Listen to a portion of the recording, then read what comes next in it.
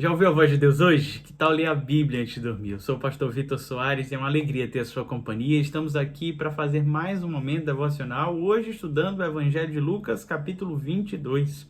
Aqui é justamente a saga de Cristo Jesus rumo à cruz do Calvário. O texto começa com a conspiração para que levou Cristo Jesus à cruz, promovida por Judas, um de seus discípulos, que trai o seu mestre. Logo na sequência tem um momento da ceia, onde Cristo Jesus dialoga com seus discípulos, explicando aquilo que ele haveria de passar. Eles saem para o Monte das Oliveiras, onde Cristo Jesus abre o coração para o Senhor e sofre em profunda agonia.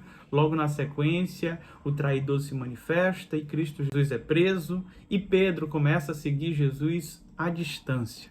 O capítulo se encerra com Cristo Jesus perante Pilatos. Eu queria, ao longo desta devocional de hoje, fazer um destaque muito especial com relação ao diálogo, ao momento de Cristo Jesus com Pedro. Lá na ceia, Cristo Jesus fala com Pedro, advertindo ele severamente, dizendo que Satanás quis peneirá-lo como alguém peneira o trigo, mas que Jesus estava rogando por ele para que isso não acontecesse, e faz um apelo para que, na conversão de Pedro, ele fortaleça os demais. Pedro responde a Jesus: eu estou pronto para morrer contigo. Eu queria ler esses versos e logo na sequência te convidar a ler também Pedro seguindo a Jesus de longe, entrando lá na casa do sumo sacerdote. Pegue sua Bíblia, vamos ler juntos. Evangelho de Lucas, capítulo 22, versículo 31. Simão, Simão, Satanás pediu vocês para peneirá-los como trigo, mas eu orei por você, para que a sua fé não desfaleça. E quando você se converter, fortaleça os seus irmãos.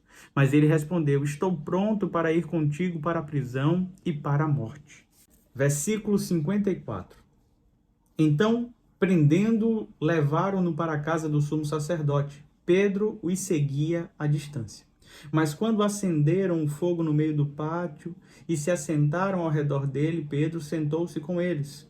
Uma criada ouviu-se sentado ali, à luz do fogo, olhou fixamente para ele e disse: este homem estava com ele. Mas ele negou: mulher, não o conheço. Pouco depois, um homem viu e disse: você também é um deles. Homem, não sou, respondeu Pedro.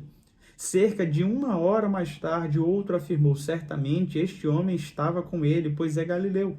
Pedro respondeu: homem, não sei do que você está falando.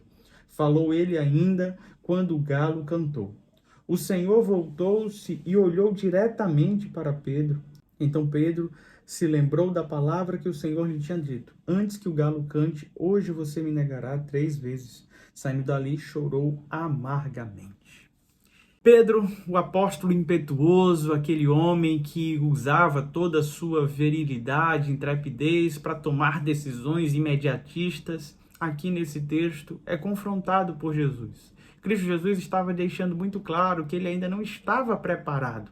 Tanto é que Satanás queria, não apenas Pedro, mas todos os discípulos, a provar, a testar. A palavra mais específica é tentar. E Cristo Jesus estava rogando por eles, pedindo então a proteção, livrando eles daquele cenário, pelo menos por enquanto.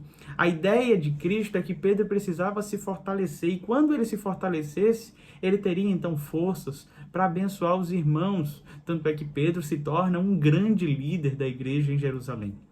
Mas Pedro realmente não estava pronto para morrer com Cristo Jesus. Ele foi preparado ao longo do seu ministério e também sofreu um martírio. Mas naquela ocasião, morrer junto com Jesus não era possível. Ainda faltava mais garra, mais fé, mais convicção de Pedro para estar diante do seu Senhor. O que nós acabamos de ler é que Pedro decide seguir Jesus agora timidamente. Ele segue a Jesus à distância. Ele não quer mais ser associado ao Mestre. Muitas vezes nós reconhecemos Jesus como Senhor, nós admitimos as condutas que deveríamos viver, mas preferimos fazer isso de uma maneira moderada. Falamos que isso é equilíbrio, quando na verdade não tem nada a ver. Nós estamos distantes do Senhor. Seguir o Senhor à distância é a mesma coisa de não segui-lo. Pedro se assenta então com os escarnecedores, com as pessoas que estavam ali para condenar o seu mestre. E ali ele poderia então se assumir, cumprir a sua palavra de estar pronto para morrer com o mestre, mas ele prefere então negar a Jesus. Quantos de nós não já negamos a Jesus? Às vezes de uma forma mais velada, sendo omissos, outras vezes sendo questionados mesmos e mentindo. Mentindo, não assumindo o nosso papel de cristão. Sabemos que os cristãos no mundo todo sofrem perseguição, mas aqui no Brasil não faz sentido você negar a Jesus. Por mais que em algum momento você possa ser zombado no ambiente universitário, que é um ambiente às vezes hostil para quem é evangélico, ou você possa ser preterido num ambiente empresarial, num ambiente de comércio, não vale a pena negar o mestre. E Pedro não fez isso apenas uma vez, ele nega por 3 vezes, de maneira extremamente insistente, ele reluta em se desassociar de Jesus. O coração dele apontava para um outro caminho, mas as suas condutas não convergiam. Sabe, por mais que não haja intencionalidade no seu coração, o que vale nesta nossa conduta são nossas ações. Precisa haver convergência entre o nosso testemunho e o nosso falar. Por fim, o galo canta e Pedro percebe, então, que as palavras de Cristo Jesus estavam se cumprindo. Ele olha para o mestre, percebe ele olhando de volta. E eu não sei o que passou na cabeça de Pedro naquele olhar. A única coisa que o texto fala é que ele chora amargamente. Sabe quantas vezes eu e você também não choramos amargamente, cheios de arrependimento por termos caído em pecado, por estar distantes de Deus, por não ser coerente com aquilo que acreditamos? A minha oração é que esse choro amargo possa dar lugar à alegria. A alegria que encontramos em Cristo Jesus por meio do seu perdão. Não existe situação aqui terrena que Cristo Jesus não seja capaz realmente de perdoar. A esperança para os arrependidos, para os que choram amargamente. A minha oração no dia de hoje é que você possa cumprir com as suas palavras, que você não siga Jesus de longe e muito menos negue o seu mestre. Vamos falar com o Senhor?